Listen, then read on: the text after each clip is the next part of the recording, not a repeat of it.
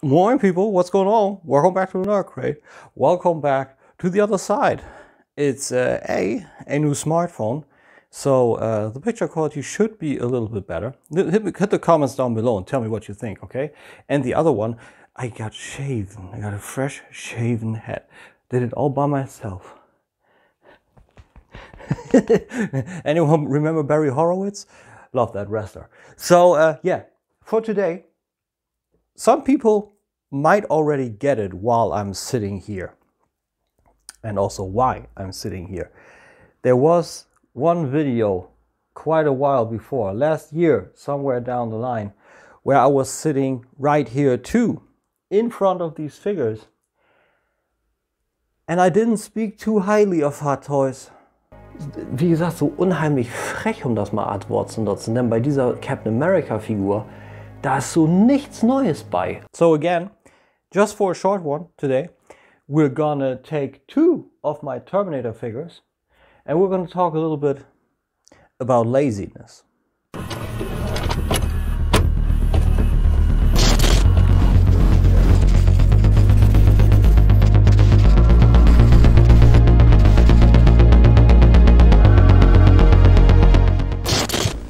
So welcome back, people. And as you see, those two figures were the highly opinionated, greatly reviewed, and it's a beautiful piece. The DX13 by Hot Toys from the Terminator 2 line, and the T800 endoskeleton from their very short-lived Genesis line. And what I want to talk to you about is it's just small, you know, it's something that came from the top of my head. I'm not too deep anymore in the Hot Toys game, but there are more and more things that pretty much, yeah, nail it down, nail it home. Why? And the first one, as I showed you in the video during the intro, is the thing that they put all these higher prices on pieces that have a lot of parts from their library. And the second thing is laziness. And I like to compare it a little bit to a freshly opened pizza spot. You know, everybody's talking about it. It's going word of mouth. That place is excellent, got the freshest dough, it's never burned. They only take the best produce, they only take the best yada yada yada, and the interior is amazing. And you hear that for a few weeks, maybe a few months, you know, let it be half a month. But then it goes tumbling down. And, you know, the pizza place, the owners kind of go and they think, hey, with all that produce, of course we get the best produce. I mean, but Lidl or Aldi, they don't get bad produce either. We're going there and we're gonna get it way cheaper. And same with the sausage and with the meat and with the cheese and with the dough and all that stuff. And then the quality goes tumbling down. And that is when people start losing the interest. They don't go to that pizza place anymore. And I don't know if that's happening with Hot Toys. It's something that's just from the top of my head that happened to me. And this is why I stopped buying Hot Toys, because sometimes also pizza places do that. You know, this is where the comparison is not perfect, of course. But I think it's valid at the start. Sometimes they start, sometimes when the prices go down to do all these fancy pieces, you know. And this is what Hot Toys is also doing now. They are actually taking the big, high, bombast licenses and try to make it work. But what about the parts that are there, you know? We saw that on the DX13, to get a little bit into topic, that the ball packs connecting the arm to the hand all broke on mine. They broke all. I have him now in this stance, and this is really the last good ball joint he has. All else just plain broke. It's ridiculous.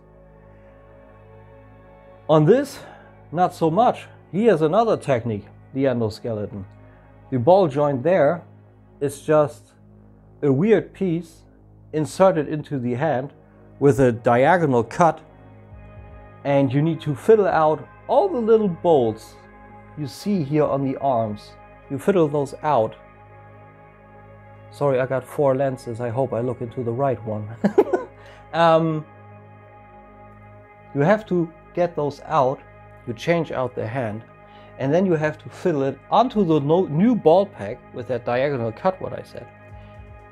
And then you need to fiddle in all these bolts back into their hoses. This thing is not bad, not by a long shot. I mean, it's the Genesis design, but overall it's the only 1/6 Terminator we actually got, you know. So it is good. But that arm stuff, different ball pack, I mean, come on. They painted a ball pack. That ball pack is not even chrome. That ball pack is painted silver. And they weren't evil. Are you evil enough? No. They weren't able to take the usual ball joint from a true type, paint it silver, put it in there, and make it connectable to the endoskeletal hand. I don't buy that. And also, you see over here, you don't see that maybe. We have the T600s from Terminator Salvation. These got fully articulated hands, you know. So it's absolutely possible. They just chose to not do that anymore. So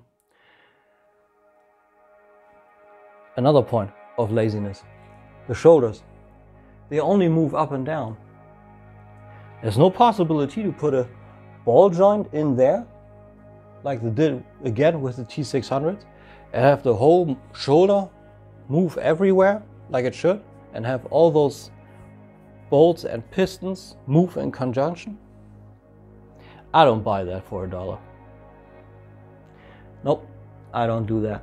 But the thing that has me kind of felt fucked over the most was the following. Listen to that sound. Do you hear that? That's the bass of the DX13. Now comes the bass of the Genesis. Hear the difference? The DX13, I'm not getting it out of his pose, but the DX13 has a fully sculpted bass. Every hole in that grating, it's a great bass, you might say, is sculpted. Of course, it's all done via CNC, I think, but they did it. I mean, it's a DX, all right, but now, I mean, obviously, we, if I would do that, pay all these big buck prices for such pieces, and it's not even DX anymore. This thing originally ran for $220 to $250, I believe $250 in the EU, in Europe, and it's now on eBay for about sometimes 500. I mean, it's pretty rough. This is always what I do when I'm like, really? Really?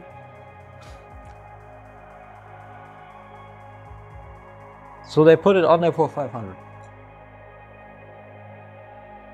And I tell you what, if I would have been not getting this for the deal that I had, I would have gladly said, okay, I'm having a hole in my collection. And a big one, that is. 500 for that. And what I wanted to show you, they didn't even sculpt the base. They didn't 3D print it, 3D cut it, CNC cut it whatever you want, so to speak.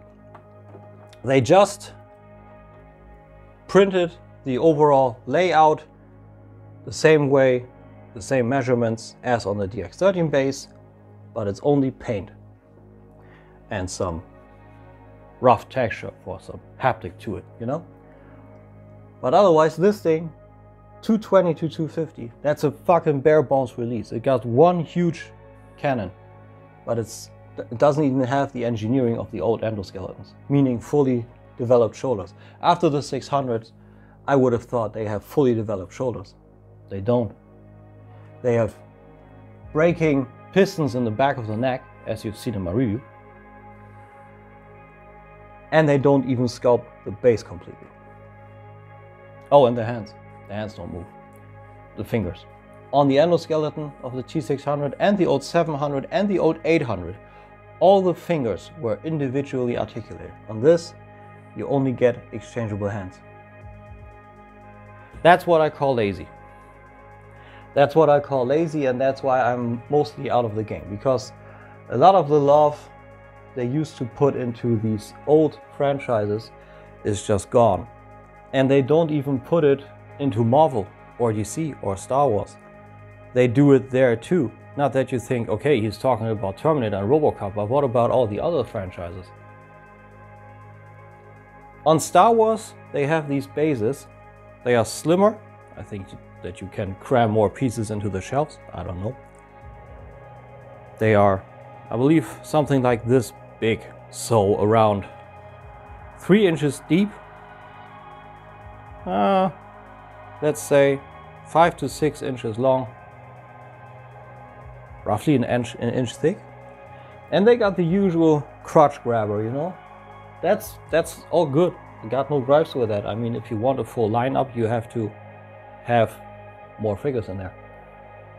But the thing is what they do with the backgrounds and stuff. What I liked on the Leia and Wicket set is that they have kind of clamp around bushes, like vegetation, that they put around it for a little fauna, you know. That's cool. What I don't like is, and they're doing this everywhere on the Star Wars, is they have these sticker sheets. You can sticker these bases up, and I think, like, why? It's super easy to get a plate, like, let it be 0.5 millimeters, what I took to custom my Devastator, to build custom parts. It's not expensive, and Hot Toys obviously knows how to print on thin material, as we see on this grade. So why not print a little, you know, a little earth, a little dirt, a little grass on these plates, and then you have an exchangeable and clamp it down with a crotch grabber. But stickers, on Gundam I get it, but that's a full build, but not on those pieces. So that's the laziness to me, you know. And I like this guy. It's a great representation of his model from the movie. But this just screams laziness to me. And this is where I think Hot Toys is really falling from grace. With a lot of fans, and they also fall out of the, I don't know, realistic grasp to know what people want and to also execute that to the, I don't know, ideal. You can't really use the word ideal, because obviously they don't have an ideal anymore, but to the standard they once used to be. I guess I could see that they actually changed a few manufacturers in a few areas. Maybe on the base level they got that outsourced and they can do that.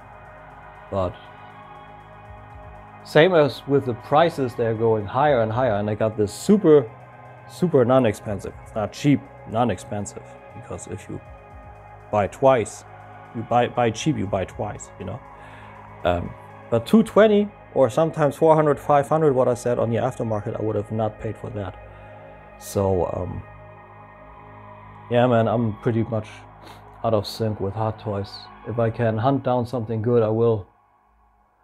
But otherwise I got only critique for those guys left, you know. I mean, I love looking at these. I love when I push the button, all of this lights up. I love it.